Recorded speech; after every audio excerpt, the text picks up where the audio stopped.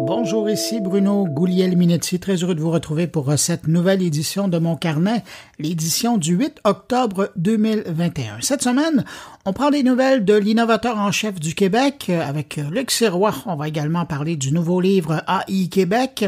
Sinon, Alexandre Sheldon nous propose un reportage sur les cybermenaces qui guettent nos infrastructures critiques, notamment le réseau électrique du Québec. Patrick White revient sur la crise qui secoue Facebook ces derniers jours. Et là, je ne parle pas de la panne de cette semaine. Stéphane Ricoul nous parle du Trade and Technology Council et Jean-François Poulain nous propose une entrevue au sujet du UX qui devient un outil stratégique d'affaires. Alors voilà pour les sujets de cette édition. Sinon, salutations à 5 auditeurs de mon carnet. Salutations toutes particulières cette semaine à Virginie Arsenault-Jacques, Yves Chiasson, Cédric Martineau, Ève Laurier et Jonathan Chadjé. À vous 5, merci pour votre écoute. Puis évidemment, merci à vous que je n'ai pas nommé, mais qui m'écoutez en ce moment. Merci de m'accueillir entre vos deux oreilles. Alors à tous, bonne écoute. Étude intéressante du fabricant Roku qui a été publiée cette semaine, une étude faite auprès des Canadiens pour voir leur consommation de télé en ligne et hors ligne. Dans cette étude intitulée The Streaming Decade ou la décennie de la diffusion en continu en français, on découvre que 4 consommateurs canadiens sur 5 regardent la télé en ligne.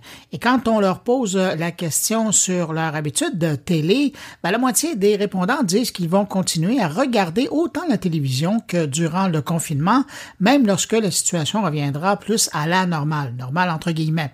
Preuve que les services de vidéo en ligne ont la cote et attirent l'attention, il y a 70% des répondants qui disent que quand je veux regarder quelque chose dont tout le monde parle, je choisis des films ou des séries disponibles en ligne. Il y a seulement 20% qui disent se tourner vers la télé traditionnelle basée sur des recommandations de gens à qui ils parlent. Qui regardent les services en ligne comme Netflix ou Tout TV Extra, 98% de la génération Z, 96% des milléniaux, 86% de la génération X et 68% des baby boomers. Et les nouveaux films ont toujours autant d'attrait. 72% des consommateurs canadiens sondés disent que avoir accès à un nouveau film en ligne serait une motivation importante pour essayer un nouveau service de diffusion en continu. Cela étant dit, presque un répondant sur 2 dit avoir regardé un nouveau film d'un grand studio à la maison au cours de la dernière année. Et je termine avec une bonne nouvelle pour les services de vidéo en ligne. Seulement 4% des répondants canadiens qui ont un abonnement payant disent penser à l'annuler dans la prochaine année. Autre étude publiée cette semaine au sujet des Canadiens, mais cette fois par les gens de NordVPN. Ça touchait à plusieurs pays, mais il y a un volet canadien. Et cette enquête, elle concerne les appareils connectés et leur vulnérabilité aux attaques de pirates. Alors, selon cette étude, 1,5 milliard d'attaques ont eu lieu sur ces appareils de janvier à juin dernier. 92% des Canadiens ont un appareil branché au foyer. Au Québec, c'est plus 47% selon les derniers chiffres de Net Tendance et 25% d'entre eux ne font rien pour les protéger. Selon NordVPN, les appareils connectés les plus populaires chez les Canadiens, ce sont les téléviseurs intelligents, on parle de 61%, les routeurs Wi-Fi, là c'est 76% et les consoles de jeux à 42%. Maintenant, je termine avec ça. Quand on pose la question aux gens qui ont été sondés, à savoir à qui revient la responsabilité d'assurer la sécurité de ces appareils connectés une fois qu'on les a à la maison, il y a 61% des Canadiens qui disent que c'est aux utilisateurs d'être responsables de la sécurité de leur réseau. Et parmi tous les gens qui ont été sondés, il y a quand même 50% qui pensent que les fournisseurs Internet sont responsables des vulnérabilités. Il y a 40% qui disent que ce sont les fabricants qui sont responsables. 19% disent que ce sont les commerçants qui vendent les appareils qui sont responsables. Et puis imaginez, il y a 18% des répondants qui disent que c'est le gouvernement qui est responsable d'assurer la sécurité de leur réseau à la maison. Wow! On a encore du chemin à faire. Twitter vient de lancer une nouvelle fonctionnalité pour améliorer le ton des discussions sur sa plateforme. Il existe désormais un mécanisme qui permettra de faire apparaître une fenêtre de réflexion, si vous voulez, lors de discussions intenses, plutôt animées. Maintenant, qu'est-ce qu'un échange intense pour Twitter? Ben ça, on ne le sait pas encore vraiment, mais Twitter dit avoir dans ses critères le sujet du tweet, évidemment, mais également la relation passée qu'entretient l'auteur avec ceux avec qui il est en train de discuter. Alors, je présume que si dans le passé, il y avait des échanges qui avaient été corsés ou que l'un a bloqué l'autre ou a masqué l'autre, ça doit peser dans la balance. Si vous n'utilisez pas déjà la double authentification pour vous brancher sur les services de Google, ben sachez que vous pourriez probablement être parmi les 150 millions d'utilisateurs de Google qui vont être forcés à passer à la double authentification. Question d'améliorer sa cybersécurité, Google commence à contraindre ses utilisateurs à ne plus utiliser uniquement un simple mot de passe pour protéger l'accès à leur compte. Donc, la nouvelle campagne va obliger les utilisateurs à choisir un second facteur d'authentification qui pourrait être une notification par téléphone intelligent ou une clé de sécurité, par exemple. Je vous rappelle que pendant ce temps-là, Microsoft, de son côté, fait tout simplement disparaître le bon vieux mot de passe du paysage pour plutôt utiliser la double authentification sans mot de passe. Un coup d'œil du côté d'Instagram où cette semaine, la plateforme, on peut le dire, en fait du ménage. C'est officiel maintenant, Instagram met fin à son application IGTV qui permettait de faire des vidéos de longue durée, question de faire concurrence à YouTube à quelque part, et lance maintenant donc son nouveau format qui s'appelle Instagram Vidéo. Selon le patron d'Instagram, Adam Mosseri, Instagram n'est plus une application de partage de photos et encore moins une application de partage de photos carrées. Et donc, la priorité maintenant, ça sera la vidéo. Évidemment, vous comprendrez qu'en plus de YouTube, maintenant, c'est TikTok qui est véritablement dans la mire d'Instagram et tous les moyens sont bons pour tenter de ramener les gens sur sa plateforme. Avec Instagram Vidéo maintenant dans l'application principale d'Instagram, l'aperçu des vidéos sera désormais de 60 secondes, à moins que la vidéo ne soit éligible au placement publicitaire. Alors, dans ce cas, l'aperçu sera uniquement de 15 secondes. On pensait que la guerre du podcast allait se passer entre Apple et Spotify, mais là, grâce à Bloomberg, on découvre que YouTube aurait un œil sur l'affaire également. Faut dire que déjà, on retrouve sur YouTube des milliers, sinon je devrais même dire des millions d'épisodes de podcasts sur la plateforme, que ce soit en audio seulement avec une image statique ou une version vidéo d'un podcast avec une ou deux caméras pour capter l'enregistrement. Mais là, on découvre cette semaine que YouTube serait à la recherche de un cadre en fait, pour organiser les opérations dans ce secteur et optimiser leur présence sur la plateforme. Et j'imagine que quand YouTube regarde des chaînes comme celle du podcasteur Joe Rogan, qui a quand même plus de 11 millions d'abonnés seulement sur YouTube, YouTube y voit sûrement autant de perdus pour ses publicités. Et gardez en tête que Facebook a également annoncé son arrivée prochaine dans le monde de la balado-diffusion en voulant faciliter la vie aux podcasteurs pour rendre accessible leur production aux 2,9 milliards d'utilisateurs de son service. Comme je vous le disais au début de mon carnet, cette semaine, on va apprendre des nouvelles de l'innovateur en chef du Québec, Luc Sirois, qui semble vraiment être partout ces derniers mois pour promouvoir l'innovation au Québec, mettre de la lumière sur les belles initiatives et conseiller évidemment le gouvernement. Et dans son actualité récente, il y a également la sortie avec les gens de Prompt d'un super livre intitulé AI Québec qui met en valeur une partie de l'écosystème québécois relié au monde de l'intelligence artificielle.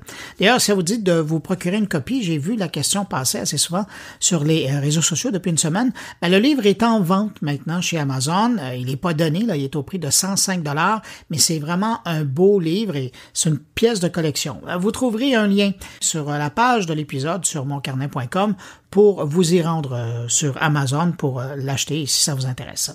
Alors, pour parler du livre et de son quotidien d'innovateur en chef du Québec, on va le rejoindre à l'instant. Bonjour Luc Sirois. Salut Bruno. Luc, la semaine dernière, gros événement dans l'industrie, particulièrement de l'intelligence artificielle au Québec.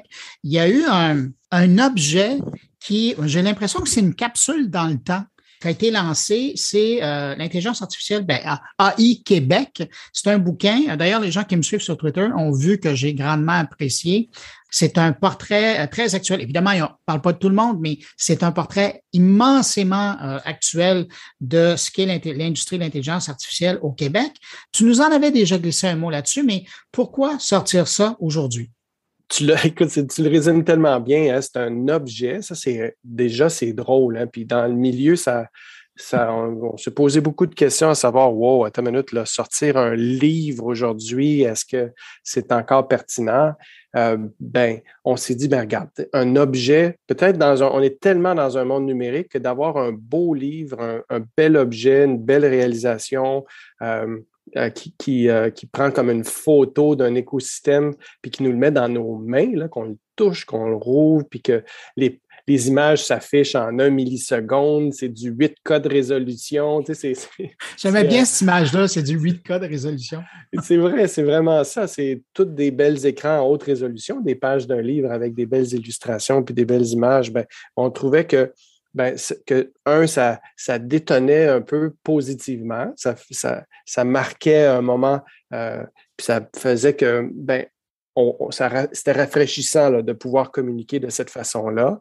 Et puis ensuite, l'écosystème, on s'est rendu compte que finalement, il y a pas de, il y a comme pas de portrait complet. Tu sais, la vue complète des différents types d'entreprises, d'acteurs, de qu'est-ce qui se fait comme nouvelle entreprise avec leurs nouveaux produits, leurs nouvelles innovations, etc. Qu'est-ce qui fait au niveau de la recherche, on en entend un petit peu plus parler. Mais au niveau des grandes entreprises, comment ils adoptent l'intelligence artificielle, l'intègrent, créent des choses à partir de ces technologies-là, ça, on n'avait pas beaucoup de vues. Puis là, moi-même, tu vois, en travaillant avec tous les autres partenaires là-dessus, je les connaissais, ces entreprises-là, ces acteurs, actrices-là, mais de toutes les voir raconter leur histoire, moi-même, j'ai appris beaucoup, là. J'en revenais pas. C'était plus riche que qu'est-ce que je pensais. C'est intéressant ce que tu dis parce que c'était le constat qu'il n'y avait pas un lieu ou une chose ou un endroit où on pouvait avoir cette image de l'industrie au Québec, mais c'est vrai partout ailleurs. Ils sont très rares, les capitales de l'intelligence artificielle ou de la technologie ou de la cybersécurité où on prend le temps de faire un point. Et c'est pour ça que moi, je le trouve encore plus pertinent parce que, une fois de plus, le Québec s'illustre en prenant le temps. Là, c'est grâce évidemment à des gens comme vous autres qui l'avaient fait, mais à quelque part, l'industrie qui prend le temps d'arrêter et de dire, on est rendu là. Voici les joueurs qui sont là. C'est un point important dans l'évolution. C'est intéressant de la manière que tu l'exposes. J'avais pas réalisé justement que ça se faisait peu.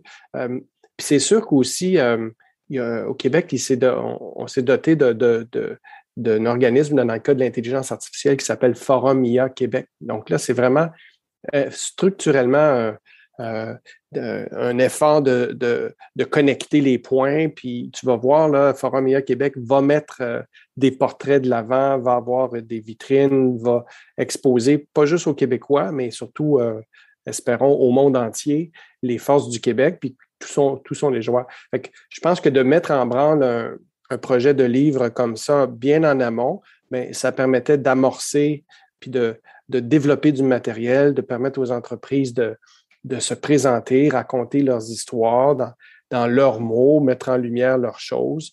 Puis je pense qu'on a quelque chose d'intéressant qui se passe là avec un écosystème comme celui-là. Et puis c'est intéressant ça serait réducteur de dire de l'encapsuler, mais de l'amener, de l'immortaliser à quelque part et de le rendre disponible dans le livre, quoi qu'il est bien vivant.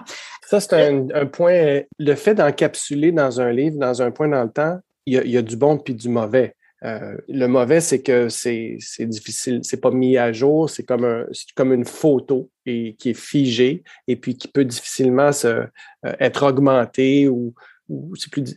Mais par contre, c'est comme un time capsule, comme tu l'as dit toi-même. C'est que une vieille photo, quand on la retrouve et on la garde, justement, ça montre, ça prend de la valeur. Ça dit, à ce moment-là, la photo, c'est ça. Les gens qui sont là, c'est ça. Ils ont l'air de ça. Ils sont rendus là.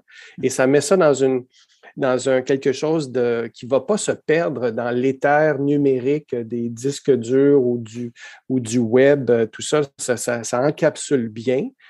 Heureusement, il y a des ajouts numériques qui sont faits. Fait que le matériel, le texte et tout ça va pouvoir être mis en valeur sur des plateformes numériques, là, comme vous allez voir chez Prompt, comme vous allez voir chez Forum IA. Puis en plus, il y avait ce que je n'ai pas pu démontrer lors du lancement, mais la réalité augmentée, le fait de pouvoir connecter par des espèces de codes QR, finalement, des vidéos projetées sur les photos des livres qui donnent un petit clin d'œil, un petit aspect numérique au livre et la version numérique du livre comme tel. Donc, l'éditeur publie gratuitement une version en ligne du livre, mais l'expérience n'est pas la même. Non. Tu sais, tourner des pages sur une page web, ça finit plus, il y en a plein, 300 pages, c'est maintenant, tu te perds là-dedans, mais quand tu l'as dans un livre, il y a comme une logique, il y a comme un user experience établi on comprend, il y a une table de matière, il y a des sections, on s'installe avec un petit café, on regarde ça, on lit, on ne lit pas d'un couvert à l'autre, mais on lit des sections qui nous intéressent. Ça crée une expérience pertinente. Un beau livre de table ou de bureau ou de salon. Puis une belle carte de visite, je pense, pour les entreprises, le fait ou les institutions, les organismes, de pouvoir dire, de donner un livre en carte de visite qui dit, voici, à l'intérieur de ça, il y a notre histoire, mais il y a l'histoire de l'ensemble de l'écosystème, l'ensemble d'une communauté. Ça a du punch. Oui, puis c'est drôle, hein? Tu parles de ça, puis j'imagine, moi, une délégation du Québec arriver, être représentée même par quelques individus et laisser ça derrière après une visite, là, mettons que ça a du poids. La question des délégations, ça aussi, c'était le timing était mauvais dans le sens que, écoute, on s'est mis à travailler sur un livre pendant qu'on n'avait plus le droit de voir personne, pendant qu'on n'avait plus le droit de voyager. Fait que, là, c'était un drôle de timing, mais si on reconnecte avec le reste du monde, si on refait des visites, si on accueille à nouveau des gens, je pense que oui, on aura quelque chose de solide à laisser derrière. Oui, puis entre-temps, il sert d'ambassadeur parce qu'il parle par lui-même. Luc, je peux pas te laisser partir sans prendre des nouvelles de l'innovateur en chef. Ça va faire quoi? Ça va faire 10 mois que tu es en poste? Oui, à peu près, ça va vite, hein, ça va trop vite. Mais est-ce que, moi, la question qui me vient en tête à chaque fois que je te vois, puis mon Dieu, que je te vois, tu es actif, est-ce que le job ressemble à ce à quoi tu t'attendais? Oui, écoute, il y a trois fronts importants là, dans ce rôle-là. Tu as un front je pense, de motivateur en chef, hein, on l'a déjà dit, donc de stimuler, encourager, supporter, propulser, mettre en lumière des innovateurs, innovatrices, des leaders de société, de communauté qui font une bonne job puis qui peuvent être boostés. Puis ça, il y a cet aspect-là qui est important. Puis ça, c'est comme je le voyais. Il y a un aspect de promouvoir l'innovation, d'en être un peu le porte-parole dans différents forums. Ça, c'est beaucoup plus que ce que je m'attendais. Là, il y a un engouement pour avoir une vision de l'innovation, des idées sur comment mieux s'y prendre, comment ça se vit ailleurs, comment les organisations peuvent se réinventer pour être plus innovantes dans des forums publics, dans des conférences. Fait que ça, c'est beaucoup plus large que ce que je pensais. Puis, en fait, il y a une partie conseil, travailler auprès du gouvernement pour amener toutes les meilleures idées possibles, issues de la communauté, issues de l'écosystème, pour se donner que le gouvernement puisse trouver des meilleures façons de faire. Si on a l'opportunité de se créer une nouvelle stratégie québécoise de recherche et d'innovation au Québec, et puis le timing était parfait d'avoir un innovateur en chef pour contribuer avec tout un conseil de l'innovation à cette réflexion-là. Là, le défi après, là, c'est vraiment, Bruno, là, il faut que ça donne de quoi? C'est bien beau parler puis de stratégie. Puis c'est ça la prochaine étape, c'est de dire comment est-ce que des actions concrètes pourront faire une différence. Oui, de la motivation, oui, de l'information, oui, des compréhensions de ce qui se passe ailleurs, mais il faut aussi être capable de faire des pas en avant puis de sortir de cette pandémie-là comme des comment on dit ça, les chevaux qui sortent de leur gate, sortir en lion, puis vraiment aller se dépasser. Luc, as-tu l'impression que, puis évidemment, on ne le saura jamais, mais je suis curieux de t'entendre là-dessus, as-tu l'impression que, à quelque part, ça a été un avantage d'arriver à ton poste pendant la pandémie parce que derrière ton écran et derrière ton micro, tu pouvais être à plusieurs endroits en même temps, plutôt qu'avoir été dans une période plus, entre guillemets, normale où on t'aurait demandé physiquement d'être là et finalement, tu n'aurais pas pu être partout comme tu l'es depuis 10 mois? Eh bien, écoute, je pense que tu as raison.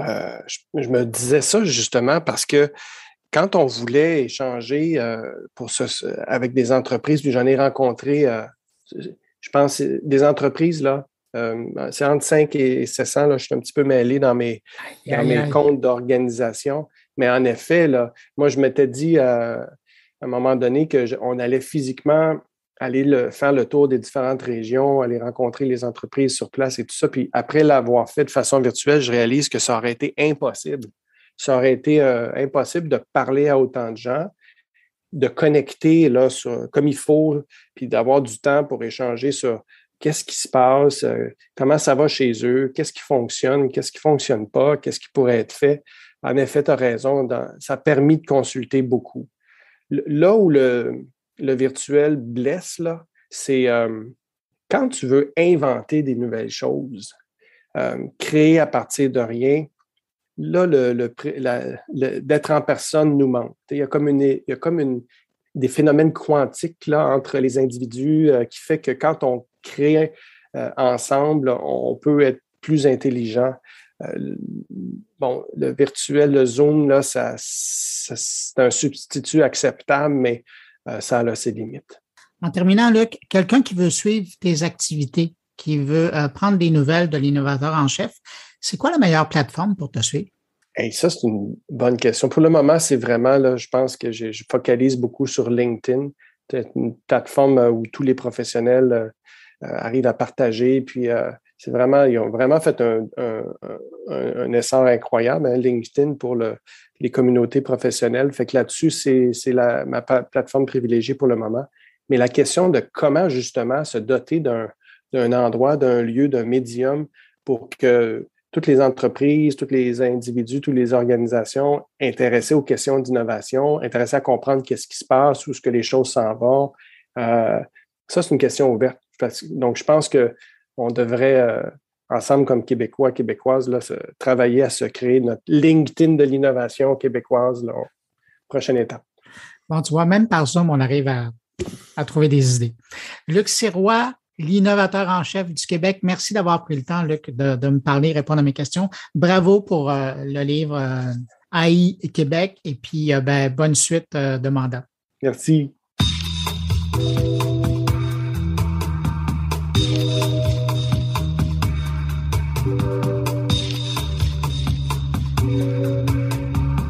Autour de mes collaborateurs maintenant et on commence avec Alexandre Sheldon qui nous propose cette semaine un reportage au sujet des cybermenaces qui planent sur nos infrastructures critiques, notamment notre grand réseau électrique au Québec. Vous allez l'entendre, c'est vraiment intéressant, mais c'est pas tellement rassurant. Bonjour, je suis Alexandre Sheldon de Prompt et aujourd'hui, je vous parle des risques de cyberattaques pour nos infrastructures critiques. Mais tout d'abord, j'aimerais vous raconter une petite histoire. C'était le 23 décembre 2015, dans une région à l'ouest de l'Ukraine. Un employé d'une centrale électrique était assis devant son ordinateur et a soudainement perdu le contrôle de sa souris. Il a pu voir le curseur se déplacer seul sur son écran. Un pirate avait pris le contrôle de son ordinateur. Il a pu le voir s'enregistrer dans le système de contrôle de la centrale et fermer le courant. Ce qui a commencé dans une seule centrale s'est ensuite poursuivi dans plus de 30 centrales électriques dans l'ouest du pays. Plus de 230 000 foyers se sont retrouvés sans électricité pendant 1 à 6 heures. C'était la première fois dans l'histoire qu'une cyberattaque réussissait à priver d'électricité une région entière d'un pays. C'était une attaque qui a fait mal, mais qui aurait pu faire encore plus mal si les attaquants voulaient passer à une étape plus destructive. Marc Cassouf est en charge de l'équipe de chercheurs en cybersécurité de l'IREC, l'Institut de recherche d'Hydro-Québec. Elle étudie de près les cyberattaques sur les réseaux électriques. Ben, ça peut arriver ici au Québec, puis ça peut arriver partout. Puis l'attaque de l'Ukraine, c'était en décembre 2015. Fait que là, on est presque 6 ans après. Ce qui veut dire que les outils d'attaque sont plus sophistiqués. Quand on parle de cyberattaques sur des infrastructures critiques, évidemment, on pense tout de suite au réseau électrique, mais ça concerne aussi d'autres infrastructures centrales au bon fonctionnement de la société. Donc, on parle de secteur de finances, transport, eau, télécommunications, énergie dans toutes ses formes, donc énergie électrique, gaz, pétrole, système de santé, sécurité nationale. Toutes les infrastructures critiques de la plupart des pays développés sont déjà infiltrées. Benoît Dupont est professeur en criminologie à l'Université de Montréal. Il se spécialise dans l'étude de la cybercriminalité. C'est-à-dire qu'il y a déjà eu des reconnaissances qui ont été effectuées par des puissances étrangères et leurs groupes de hackers offensifs qui font en sorte qu'il y a probablement déjà des logiciels malveillants qui sont implantés, pas forcément pour mener des attaques, mais ne serait-ce que pour ramasser du renseignement, pour essayer de voir ce qui se passe dans ces systèmes-là, apprendre à les cartographier, pour qu'au moment où un de ses adversaires étrangers le jugera bon, une attaque puisse être menée. Toutes nos infrastructures, malheureusement, probablement, sont d'une manière ou d'une autre déjà infiltrées par des logiciels malveillants qui sont en attente d'être déclenchés à un moment ou à un autre. Benoît Dupont cite un autre exemple d'une attaque réussie sur une infrastructure critique, soit celle de Maersk, la plus importante compagnie de transport maritime de conteneurs au monde. Maersk fut victime d'un rançongiciel en juin 2017. Elle a été inopérante pendant plusieurs jours d'affilée et elle n'a pu maintenir ses activités qu'en recourant aux comptes personnels WhatsApp de ses employés et puis en leur faisant utiliser leur ordinateur personnel et des fichiers Excel pour gérer 20% du trafic mondial de containers. Donc, qu'est-ce qui a changé? Pourquoi les attaques sur les infrastructures critiques sont plus fréquentes que jamais? Pour Marthe Cassouf, en ce qui concerne Hydro-Québec et les autres réseaux électriques de la planète, ça serait dû surtout à la numérisation rapide du réseau au courant de la dernière décennie. Côté technologie opérationnelle, la sécurité jusqu'à tout récemment n'était pas un critère de conception. Donc, ces équipements-là qui contrôlent vraiment le réseau, ils sont pas conçus à l'origine avec de la sécurité intégrée. Les transformateurs, les disjoncteurs, tous les éléments qui surveillent, qui contrôlent ces composants. Donc, du fait qu'on a l'interconnexion, ça veut dire qu'on a un accès au processus puis au dispositif qui contrôle et qui surveille ces grands équipements. Mais si en Ukraine, en 2015, on a vu une attaque très ciblée sur des stations précises et choisies, aujourd'hui, la méthode privilégiée pour attaquer des infrastructures critiques serait beaucoup moins ciblée. En ce moment, c'est la tendance que les attaquants, plutôt que de cibler directement l'organisation qu'ils veulent infiltrer, prennent des voies de contournement, donc c'est ce qu'on appelle des attaques sur la chaîne d'approvisionnement. Pour Benoît Dupont, l'exemple le plus important d'une attaque par chaîne d'approvisionnement serait le cas de SolarWinds. SolarWinds, c'est une compagnie du Texas qui vendait un logiciel de gestion RH nommé Orion. 33 000 clients de SolarWinds avaient ce logiciel installé dans leur système. Quand un groupe de pirates rattaché à l'État russe a réussi à compromettre Orion, c'est ces 33 000 clients qui furent à leur tour compromis. Parmi les cibles qui étaient répertoriées, il y avait le Trésor américain, il y avait le département des affaires étrangères américain, il y avait le Pentagone, il y avait Microsoft.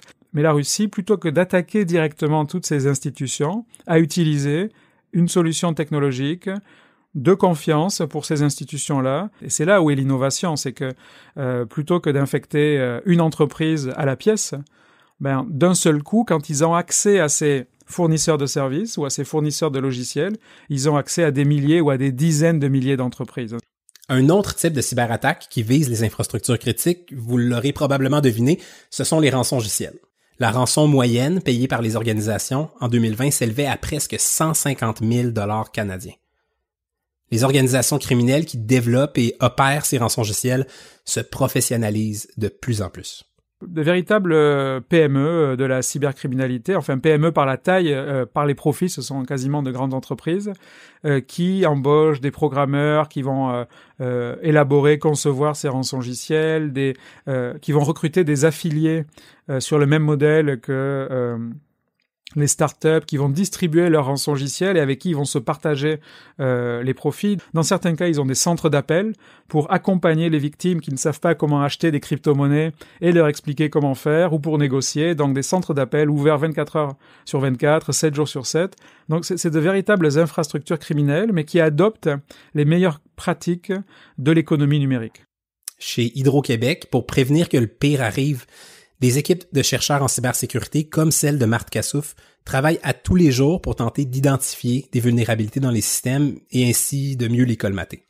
Il faut être assez créatif pour concevoir des méthodes d'intrusion, des façons d'intrusion qui sont pas mal novatrices. Puis évidemment, quand on conçoit les méthodes, il faut concevoir les tests pour détecter ces méthodes-là. Ça demande beaucoup d'imagination. Pour Benoît Dupont, quand bien même on veut se protéger, pour être réellement cyber-résilient, il faudrait tout de suite assumer qu'on va se faire attaquer et que les attaques, elles seront réussies. Mais on doit aussi se familiariser avec l'idée que malgré tous nos efforts, nos systèmes vont forcément à un moment ou à un autre être compromis et on ne peut pas se permettre d'être paralysé par ce type d'incident et donc on doit réfléchir à quoi mettre en place pour le moment où ce type d'incident se produira et préparer nos équipes, préparer nos systèmes pour être capable de faire face et d'atténuer l'impact de ce type d'attaque sur notre société et sur nos organisations. Maintenant, Patrick White, qui revient sur toute cette histoire entourant ces fameuses Facebook Files qui nourrissent les médias et les politiciens depuis maintenant 2 semaines. Alors, je vous parle cette semaine de la grave crise qui frappe Facebook. Évidemment, vous êtes au courant du grand dossier du Wall Street Journal des dernières semaines, des Facebook Files, qui montrent à quel point Facebook est au courant de l'impact négatif de certains de ses produits, que ce soit Instagram, les impacts chez les adolescentes, par exemple, la détresse psychologique, les idées suicidaires et évidemment les troubles alimentaires. Ça touche entre 5 et 13% des utilisatrices selon les données internes de Facebook. Et évidemment, la polarisation qu'entraîne en fait l'algorithme des médias sociaux de Facebook. Tout ça a été documenté encore davantage dimanche avec une lanceuse d'alerte, 37 ans, de l'Iowa, Frances Hogan. Elle a travaillé là pendant 2-3 ans. C'était pas une cadre supérieure. Elle était responsable de produits. Et elle, ce qu'elle dit essentiellement, c'est que Facebook favorise ses profits et non l'intérêt public, et également que Facebook a désactivé un département de l'intégrité civique. Et ça a en fait eu un impact. Ça aurait contribué à l'invasion meurtrière du Capitole à Washington le 6 janvier dernier. Pourquoi je vous parle de ça? Parce que sur la planète, 60% du monde connecté a un compte Facebook. On parle quand même de 3 milliards d'abonnés sur la planète, 60 000 employés. Le chiffre d'affaires de Facebook, la valeur boursière de Facebook, c'est 1 trilliard de dollars, donc c'est vraiment énorme. Les profits, on parle de 30 milliards de dollars en ce moment. Et le chiffre d'affaires, cette année, il serait autour de 120 milliards de dollars. Donc Facebook, c'est aussi Messenger, c'est également Instagram et c'est aussi WhatsApp qui est utilisé dans plein de pays comme un service téléphonique national, surtout dans des pays comme le Brésil, l'Inde et beaucoup d'autres. Donc, il y a eu une panne lundi, ça a été un impact énorme sur la planète. Ça, c'est arrivé quelques heures après les révélations de la lanceuse d'alerte. Et là, évidemment, c'est la crise pour Facebook, un recul en bourse, une perte de confiance. Et les gens commencent tranquillement à envisager un plan B. Qu'est-ce qu'on fait si Facebook tombe? Est-ce qu'on va sur Telegram? Est-ce qu'on va sur Signal? Est-ce qu'on va sur Twitter? Alors, tous ces réseaux-là ont eu une très forte croissance durant la semaine. Et mardi, le Congrès américain, donc un des 2 parlements américains, a convoqué en audience la lanceuse d'alerte qui a travaillé chez Facebook. Elle explique essentiellement que le flux de contenu des fils d'actualité de Facebook contribue à accroître la division au sein de la population. Évidemment, l'algorithme qui n'est pas capable de modérer convenablement les contenus haineux ni les incitations à la violence. Et Facebook qualifie les allégations de trompeuses. On explique que les médias sociaux ont eu un grand impact dans la société ces dernières années, puis que Facebook est un lieu où se déroule une grande partie des débats. La lanceuse d'alerte précise aussi que Facebook, c'est pas l'incarnation du mal, qu'il y a personne chez Facebook qui est malveillant, mais que oui, les astres sont mal alignés et que Facebook gagne plus d'argent chaque fois que vous consommez plus de contenu. Chaque fois qu'il y a un like, un partage ou un commentaire, ça va pousser ce commentaire-là, ce texte-là, cette vidéo-là, ce meme-là à tous les autres utilisateurs. Et ça, c'est sans parler des problèmes de fraude sur Marketplace, par exemple, et des 15 milliards de faux comptes qui ont été effacés par Facebook au cours des 2 dernières années. Qu'est-ce que Facebook fait? Parce que Facebook fait des choses. On a mis sur pied des cellules de modération de commentaires. Il y a des centaines de milliers de modérateurs de commentaires, sans compter les logiciels d'intelligence artificielle chez Facebook. On a lancé des programmes de vérification des faits grâce à l'aide de l'agence France Presse, de l'agence Reuters, de la presse canadienne et de d'autres grands médias un peu partout dans le monde. Donc ça, c'est fait par des journalistes. On a également un contrôle. On a des petites affichettes qui apparaissent lorsque des informations trompeuses sont publiées sur les vaccins. Par exemple, on a également créé des cellules pour surveiller l'interférence étrangère dans les élections, comme aux élections américaines l'an dernier, les élections canadiennes récemment, même en Allemagne il y a 2 semaines. Et on se bat essentiellement contre la désinformation, mais il y a beaucoup de désinformation qui continue à pulluler partout, sur Instagram, sur WhatsApp, les groupes privés sur Messenger où il y a beaucoup de haine qui se diffuse là. Et essentiellement, alors, ce qu'elle explique, la lanceuse d'alerte aussi, c'est qu'elle est, premièrement, elle est protégée par le gouvernement fédéral comme lanceuse d'alerte, et également, elle a impliqué la SEC, qui est le gendarme des marchés boursiers aux États-Unis.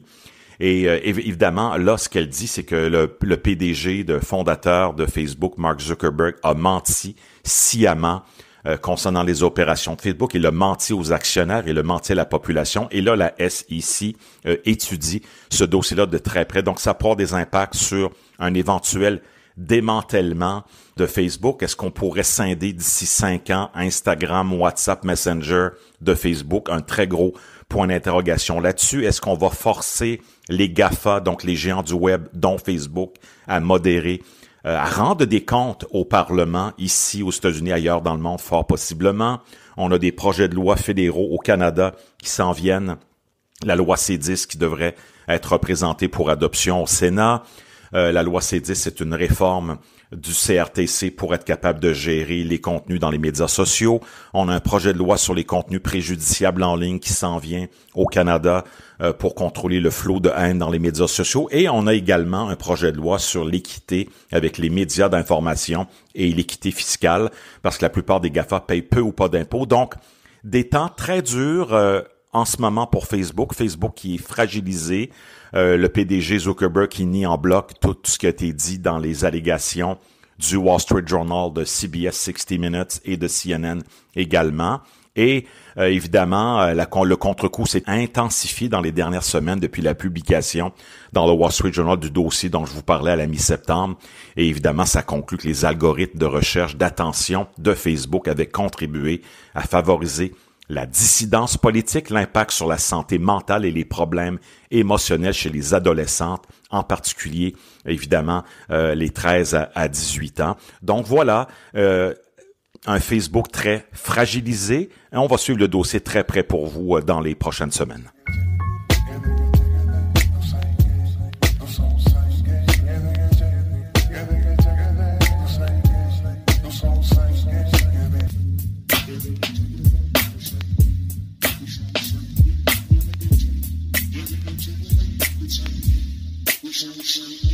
Stéphane Ricoul s'intéresse cette semaine au Conseil du commerce et de la technologie américano-européen, mieux connu maintenant sous l'appellation Trade and Technology Council.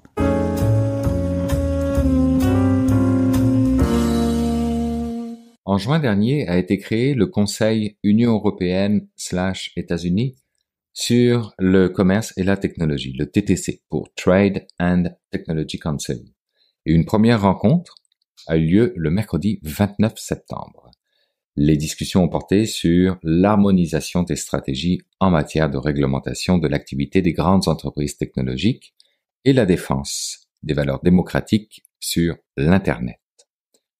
Il faut croire que ça s'est pas si bien passé que ça, cette réunion du 29 septembre, puisque du côté Europe, Des modifications à la déclaration commune étaient demandées, celle-ci à peine sortie et encore toute chaude. Faut comprendre que l'Europe est en réaction encore à l'annonce d'un pacte de sécurité entre les États-Unis, l'Australie et la Grande-Bretagne sans avoir été consultée, que la France digère toujours mal l'annulation par l'Australie d'une commande de sous-marins au profit de submersibles américains, et de surcroît, faut se rappeler que les années Trump ont laissé des cicatrices profondes. Et pourtant, les bases de discussion sont bonnes, puisqu'elles portent sur les technologies, les microprocesseurs, les plateformes numériques, l'intelligence artificielle, les réglementations et les chaînes de valeur. Des sujets qui doivent effectivement être priorisés et discutés ouvertement rendus en 2021, mais qui se doivent aussi de prendre de la hauteur et de se donner une perspective afin de ne pas tomber dans le piège de rentrer dans cette guerre 2.0 sino-américaine. Une lutte de tous les instants qui sera menée par Margrethe Vestager, vice-présidente de la commission chargée du numérique et de la concurrence et qui aura certainement fort à faire.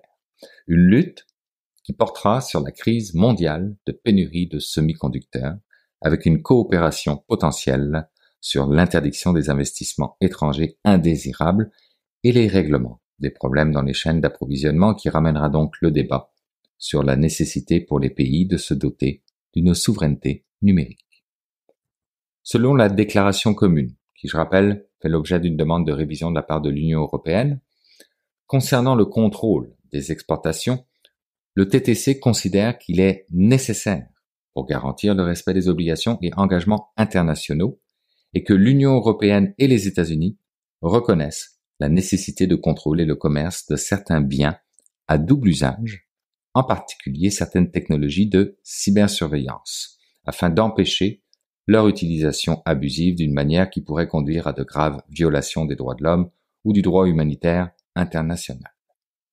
Concernant l'intelligence artificielle, les deux parties s'accordent sur l'utilisation d'une approche fondée sur le risque, qui permet à la société de profiter des avantages de l'intelligence artificielle tout en garantissant le niveau de protection nécessaire.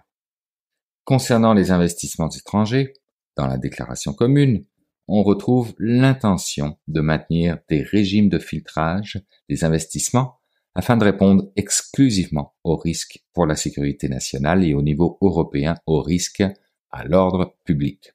Donc, une reconnaissance de l'importance d'un examen attentif des prises de contrôle étrangères, complété par des mécanismes d'application appropriés.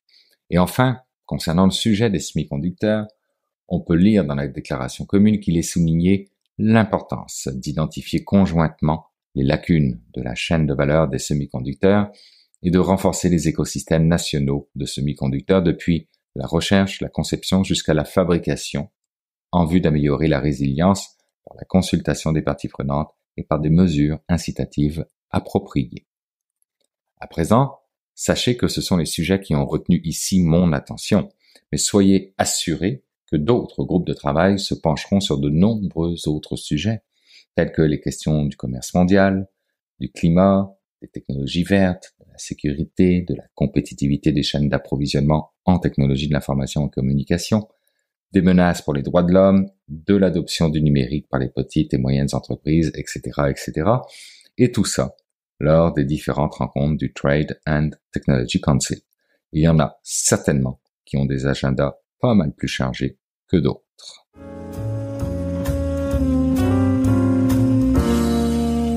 C'est maintenant le temps d'aller rejoindre mon ami Jean-François Poulain pour parler UX. Salut Jean-François. Bonjour Bruno. Jean-François, cette semaine, wow, quel beau sujet. On va parler de UX et de stratégie. Exactement. On va parler de UX, de stratégie, parce que le marché montréalais, puis je te dirais peut-être même, on peut aller jusqu'en France là-dessus, les gens savent qu'ils ont besoin de UX. Ils se disent, le dernier projet, je ne savais pas exactement, on a réalisé quelque chose, puis on s'est aperçu qu'on ne connectait pas avec nos utilisateurs, ça ne marchait pas. Et là, on se dit, ou on entend dire que l'UX va résoudre mon problème, mais on ne sait pas exactement quoi faire avec. Donc, on voit beaucoup de départements de UX qui sont en exécution. Et quand ils engagent les UX, surtout quand ils engagent des seniors, ces seniors-là disent, ben non, mais en fait, moi, j'aimerais ça parler au département à côté, puis j'aimerais ça parler aux clients, puis j'aimerais ça parler au boss, puis parce que c'est le centre même du boulot qu'on a à faire. Si on ne comprend pas, on ne peut pas simplifier les processus. Donc, on sort de l'exécution et on arrive dans la stratégie. Et c'est ce que le UX fait de mieux. Et c'est ce qui n'est pas complètement compris par l'industrie. Et cette semaine, j'ai fait une entrevue avec Alexandre Benz, qui est le directeur performance et expérience numérique chez Fizz, mais on ne parle pas de Fizz. On se concentre sur son expérience en général dans des grandes organisations comme Fizz, mais on ne parlera pas de Fizz. Et c'est intéressant, mais j'ai l'impression que ton entrevue, justement, va faire réfléchir bien des décideurs qui écoutent. Oui, il faut, parce que je pense qu'on est rendu là à se dire, parfait, on a un département UX et il est bien outillé pour faire un travail qui est beaucoup plus horizontal dans l'entreprise qu'on a l'habitude de faire. Normalement, les départements sont beaucoup trop par silo même. Et là, on a un département théoriquement qui doit parler, pas théoriquement, justement, en pratique, il doit parler aux autres départements, pas pour les influencer, mais pour aller chercher le plus d'informations possible. Puis après ça, aller les tester avec les utilisateurs. Donc, ça demande une immense communication qui n'est pas complètement encore bien comprise par les organisations. Jean-François, merci d'avoir mis la table. Je pense que c'est clair. Ouvrons nos oreilles. On va écouter ton entrevue. Puis on se retrouve la semaine prochaine. Salut. Merci, Bruno. À la semaine prochaine. Je pense qu'en fait, donc la grosse différence, c'est le moment où le UX va rentrer dans la conversation avec les unités d'affaires. Fait que à l'interne. Ouais, à l'interne. Quand on regarde des grosses compagnies, là, je pense qu'il y a une maturité là qui varie d'une compagnie à l'autre. Maturité numérique, j'entends. C'est que lorsqu'il y a un certain niveau de maturité, on comprend que il y a vraiment beaucoup de valeur à amener le UX plus en amont, tant dans la recherche d'insights, d'opportunités d'affaires, que dans le crafting après de l'expérience pour voir si l'idée de la proposition d'affaires va rencontrer un intérêt chez le client, va résonner avec le client. Puis si, quand je dis le crafting, c'est vraiment la partie exécution, le wording, le phrasé utilisé, l'interface, la séquence, la promesse de valeur qui est en amont, l'emballage avec tout le branding. Si tout ça est bien attaché, je pense que le UX a vraiment un rôle clé là-dedans, lorsqu'il est vraiment en amont, pour garantir en fait que tous les petits bouts sont bien attachés, que ça raconte une belle histoire, puis qu'au final c'est quelque chose de digeste puis de compréhensible pour l'utilisateur, puis qui résonne avec l'utilisateur. Puis c'est un très bon point, parce que j'ai l'impression, moi aussi, que le marché est là en ce moment où les gens se disent « je veux du UX, j'en veux dans mon organisation, donc je vais fonder un département qui le fait, ou j'en ai déjà, je vais les regrouper ». Et ils sont encore beaucoup en mode UX d'exécution, où ils se disent « ok, c'est bien, on comprend qu'il faut qu'il soit là pour l'exécution des maquettes, du beau de la chose ». Alors que ce que tu dis, c'est quand ça devient un UX de stratégie, il est impliqué beaucoup plus largement. Il va vraiment il va vraiment aller poser des questions à l'interne. Et c'est là où je pense que les gens ne comprennent pas encore dans les grandes organisations à quel point le UX devient quelque chose qui doit poser des questions à l'horizontale. Ben exact. Je pense que tu sais là où il y a des wins là qui se font là, vraiment des belles victoires d'un point de vue UX et affaires, c'est quand le UX est comme catalyseur de la voix du client, puis permet de finalement créer cette conversation entre le projet d'affaires et les besoins clients. Et donc que l'unité d'affaires soit capable d'entendre en toute humilité, comme un designer le fait par rapport à son interface, en toute humilité, sais-tu quoi, cette proposition d'affaires, elle résonne pas. D'habitude, ça se fait beaucoup par des moyens de recherche. Je pense à des légers de ce monde qui sont régulièrement sollicités pour des recherches de type quanti. Mais quand tu vas faire du quali, tu vas aller chercher beaucoup de richesse aussi. Et je pense que je pense que beaucoup d'entreprises auraient comme un grand intérêt à le faire. Mais ça, c'est une autre question, effectivement, que tu amènes là. Donc, pour convaincre parfois des départements internes de certaines hypothèses, parce qu'on sait que des fois, c'est un peu amené par l'ego de personnes à l'intérieur de certains départements qui vont dire, c'est ce projet-là. Puis c'est pas un ego, c'est mauvais, je l'entends dans le sens où l'être humain est comme ça, où j'ai une idée et que j'accepte pas nécessairement de la faire remettre en question. Je suis pas mal sûr d'avoir raison. Et nous, on arrive avec le UX en disant, oui, mais attendez, on va la prototyper super rapidement, on va la tester sur le terrain, et là arrive le qualitatif par rapport à des grandes firmes comme Léger qui vont arriver avec on a fait un sondage au niveau de la population. Est-ce que ça donne vraiment... Je pense que c'est une partie de l'équation, mais d'arriver à vraiment tester ça sur le terrain avec les utilisateurs, c'est ce que tu proposes de faire aussi, là. Absolument. Puis c'est tu as mis le doigt dessus, là, c'est toute la question de la conviction personnelle.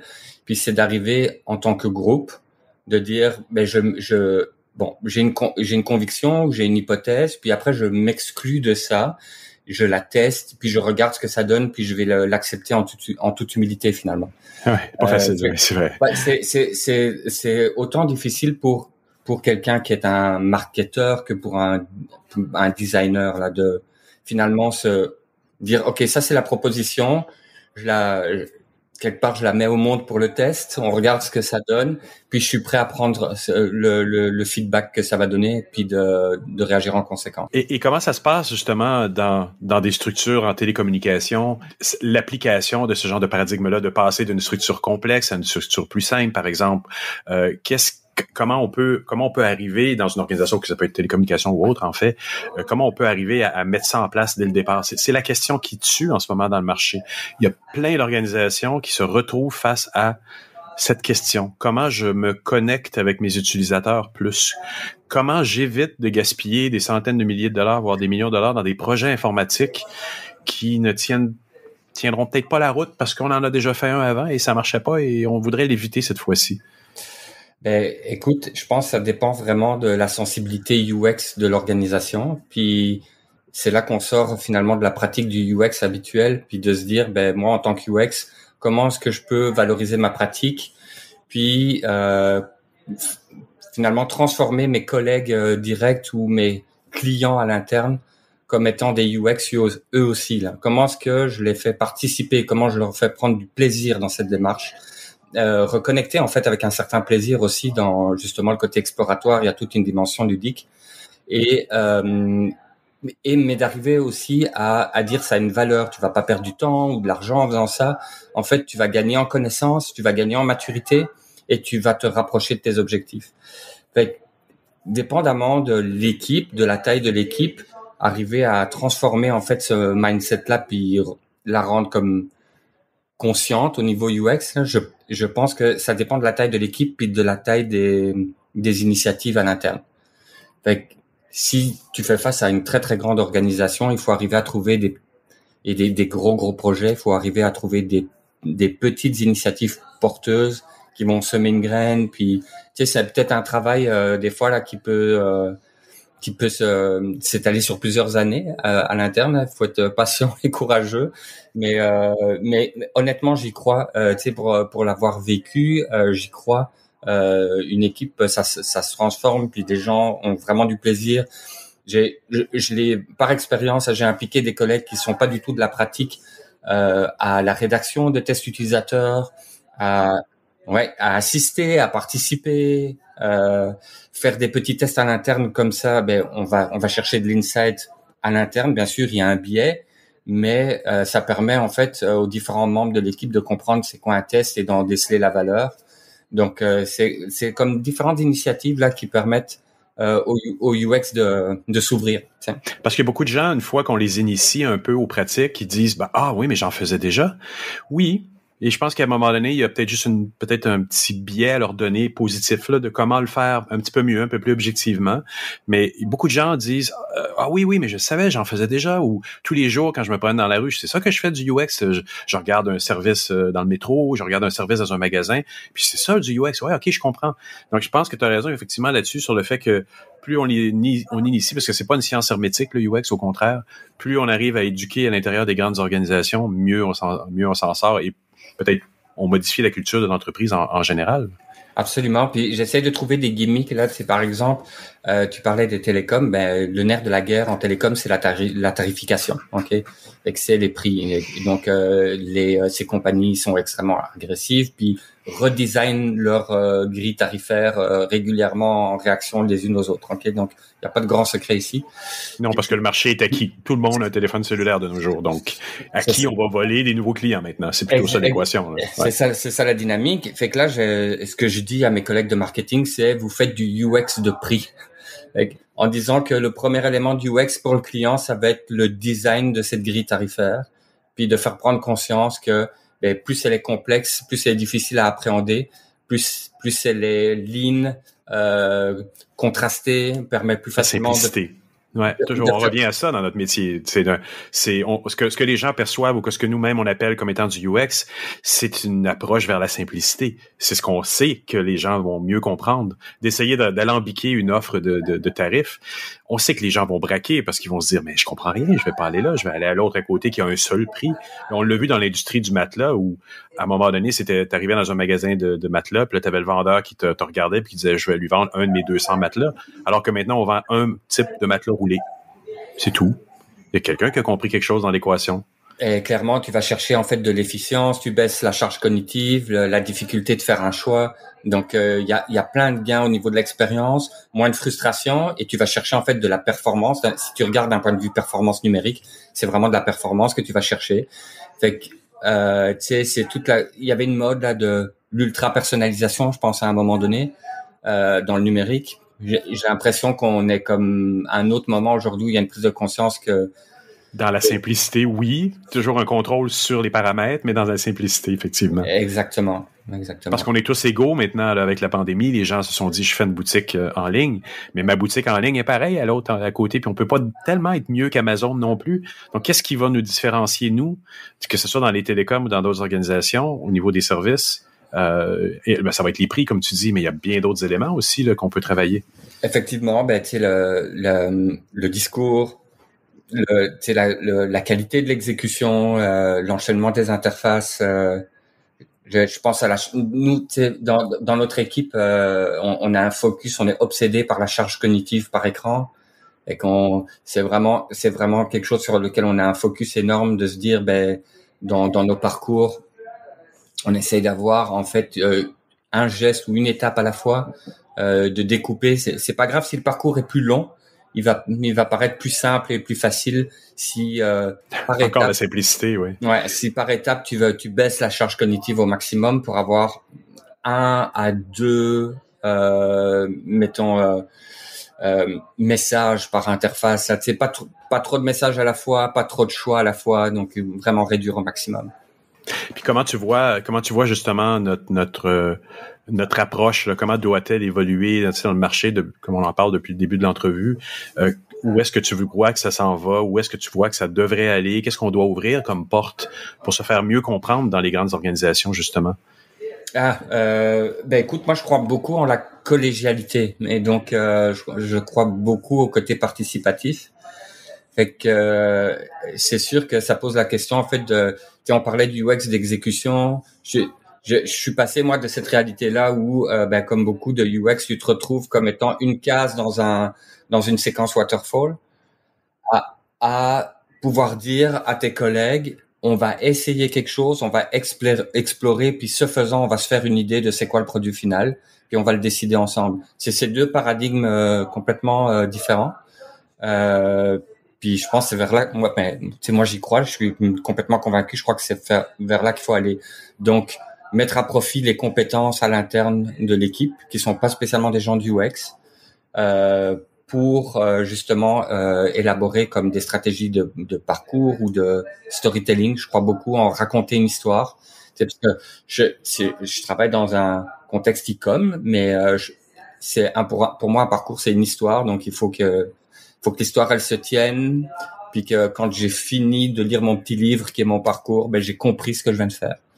Exactement. Fait que tout ça là, ça demande, c'est pour ça que je parle de collégialité là, c'est que ça demande que tout le monde ait la même compréhension de c'est quoi l'histoire. Donc tant du côté client que du côté de la business, on est tous d'accord. Voici l'histoire que je vais raconter à mon utilisateur, et que c'est un sujet simple. Et si je suis pas capable en groupe, par exemple, quand on élabore l'idée, si je suis pas capable de l'expliquer simplement en quelques mots, c'est que mon histoire, elle tient pas tout à fait la route. C'est vraiment ça, hein? Ouais. Exact. Écoute, Alexandre, j'aimerais te remercier beaucoup pour cette entrevue. Ça fait plaisir.